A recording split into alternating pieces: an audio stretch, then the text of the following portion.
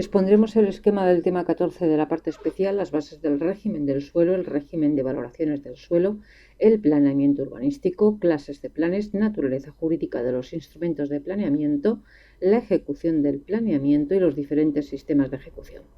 Es un tema muy largo que yo he intentado meterlo en un esquema, pero me ha sido muy difícil y ya veréis cómo al incluso simplemente leerlo el tiempo se va.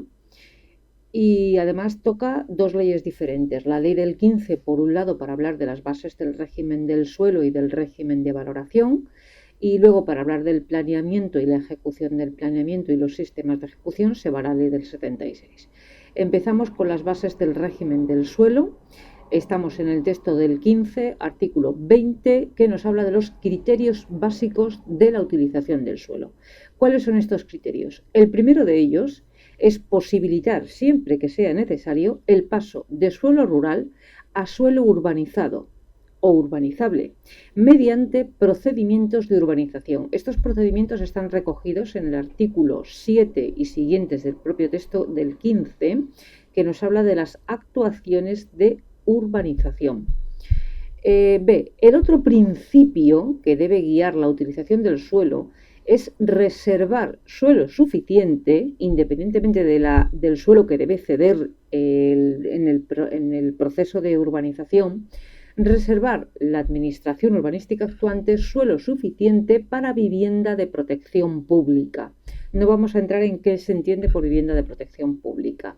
Esta debe garantizar, la administración urbanística actuante debe garantizar que este terreno se reserva en zonas de manera que se respete la cohesión social, y el porcentaje a reservar al menos debe ser del 40% en suelo rústico que está siendo objeto de actuaciones de urbanización ex novo y 20% en suelo urbano, donde lo que se están llevando a cabo son actuaciones de edificación porque ya es urbano.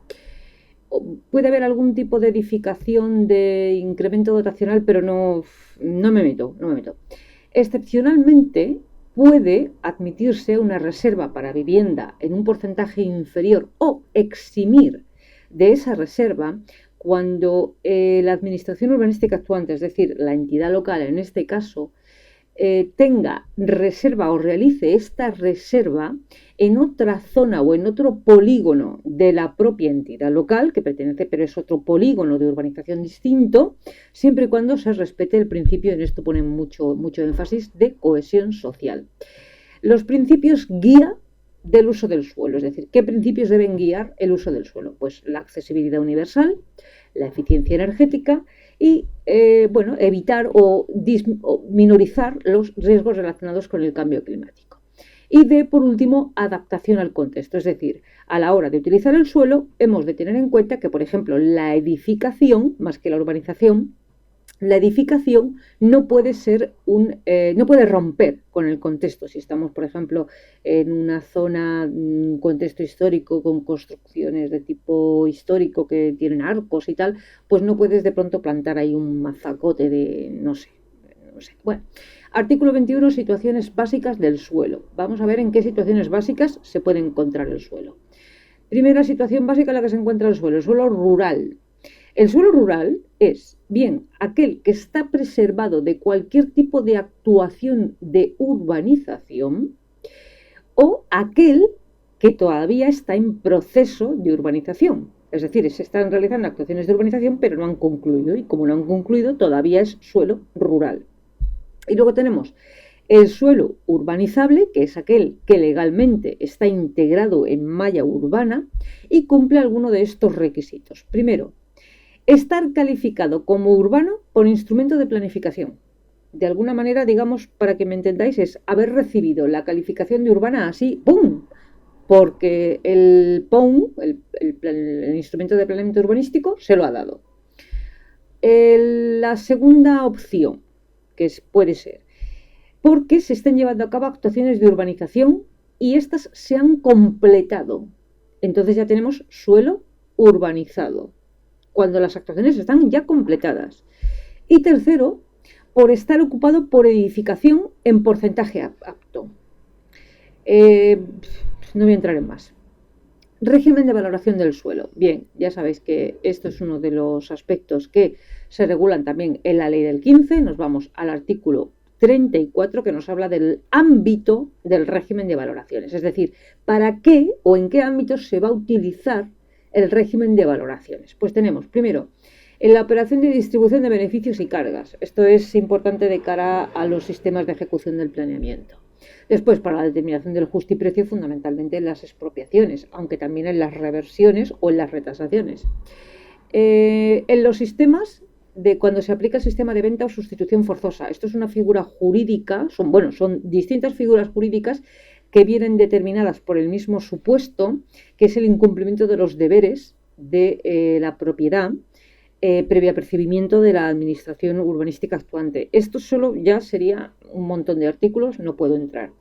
Es decir, cuando se vaya a aplicar el sistema de venta o sustitución forzosa, se aplicará el régimen de valoración del artículo 34, que ahora veremos en los artículos. Bueno, se aplicará el que viene a continuación en función del tipo de suelo, del tipo de edificación, de 40 cosas, ahora lo veremos. Y de cuando se vaya a determinar el importe de responsabilidad patrimonial por razón de ordenación del territorio y urbanismo. Esto suele ser o suele producirse, no siempre, en casos en los que ya había una calificación, por ejemplo, del terreno como urbano por existir un instrumento de planificación previo. Después, al paso del tiempo, el propietario ya ha realizado actuaciones o ha empezado a realizar actuaciones de edificación, y posteriormente el ayuntamiento revoca este plan y por lo tanto el suelo pierde la condición de urbanizable.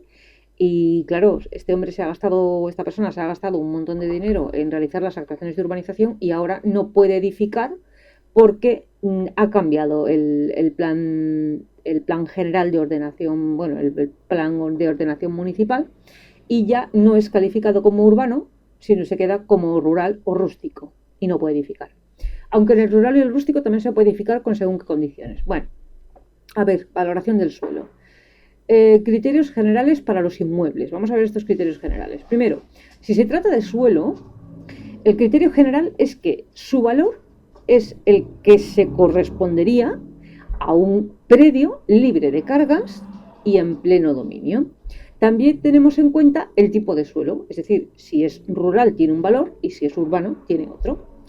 Si se trata de edificaciones, en principio puede ocurrir que las tengamos en suelo rural. Si las tenemos en suelo rural, puede ocurrir a su vez que estén o no ajustadas a las normas de ordenación del territorio y urbanismo, porque ya he dicho que en suelo rural hay determinadas edificaciones que se pueden realizar en función de muchos factores que no puedo explicar. Bien, entonces, en función de si se ajusta o no a la norma de ordenación del territorio y urbanismo, la valoración puede ser independiente el suelo de la edificación, conjunta, es decir, el suelo con la edificación, o nula. Es decir, directamente no se valora la edificación, solo se valora el suelo. Ese es el método, se llama el método residual, pero bueno, no vamos a entrar ahora. Y en suelo urbano, generalmente se utiliza la tasación conjunta, pero también lo veremos ahora. El artículo 37 nos habla de valoración en suelo urbano. Vamos a ver. No he querido entrar en el rústico porque es que no da el tiempo. Distinguimos. Si el suelo no está edificado, se valora el suelo. Si el suelo está edificado pero ilegalmente, se utiliza el método residual. Esto es un poco complejo de explicar, pero viene a ser el valor básico del suelo descontando las cargas y costes. Aproximadamente viene a ser eso, pero es más complicado. Después podemos tener suelo en proceso de edificación, es decir, es suelo urbanizado, pero la edificación se está llevando a cabo, y en este caso se opta por el mayor de los dos valores siguientes. Uno, el que tendría por valoración conjunta la edificación junto con el suelo, o por el método residual el valor del suelo. A veces el suelo puede valer más que la edificación que se ha hecho o que está en proceso de hacerse. D, que la edificación esté en estado de ruina. Se utiliza igualmente otra vez el método residual. Y el edificio legalmente, pues aquí igual se opta por el mayor de bien el residual, porque hay veces que el suelo solo vale más, porque, bueno, es igual, no, es que no puedo entrar, o por el de la edificación más el suelo. Artículo 38, indemnización de la facultad para participar en las actuaciones de nueva urbanización.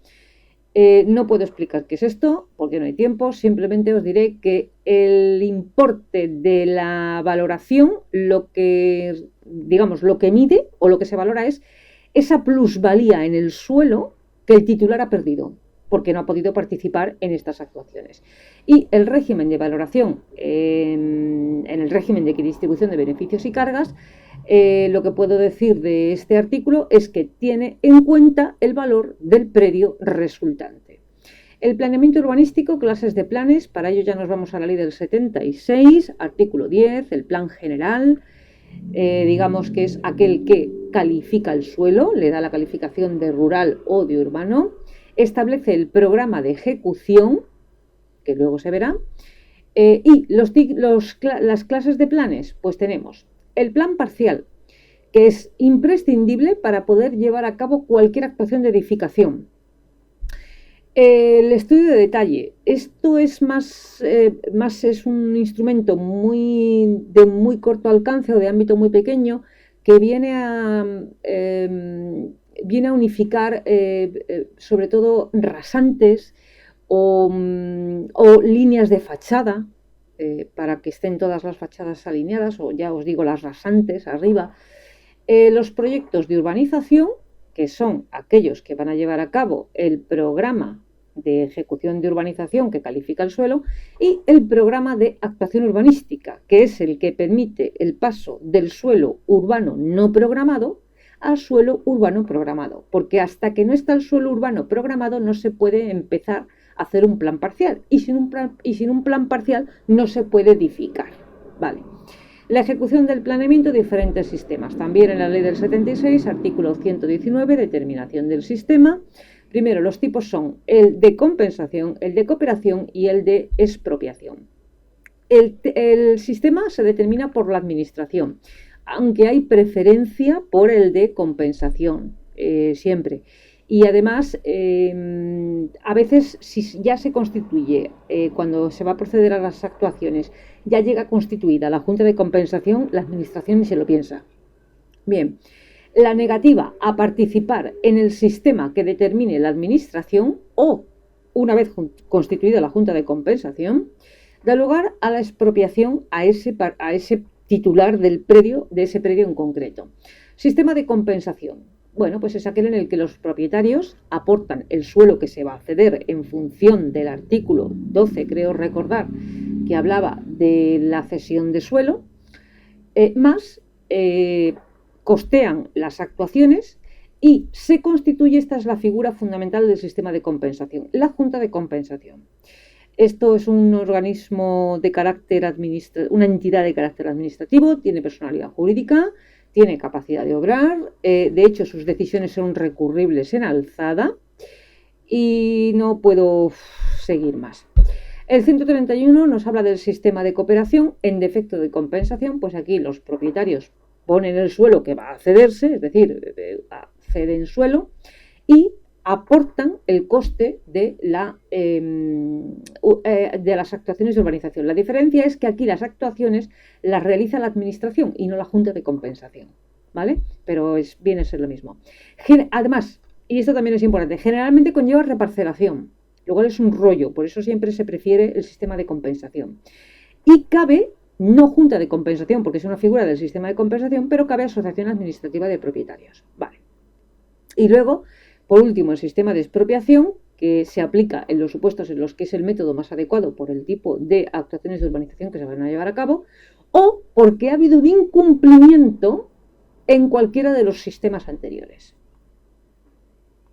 Una pequeña adenda, ya no voy a dejar el tema sin concluir porque he visto que no he puesto como epígrafe el de la naturaleza jurídica de los instrumentos de planeamiento, pero si veis el tema anterior, ahí más o menos justifico cómo los instrumentos de planeamiento tienen la naturaleza de normativa, entre otras cosas porque pueden integrar el derecho urbanístico. Se dice en el tema anterior que el derecho urbanístico es el conjunto de normas de derecho administrativo que regulan la realidad y los instrumentos que han sido aprobados para la realización de las actuaciones pertinentes.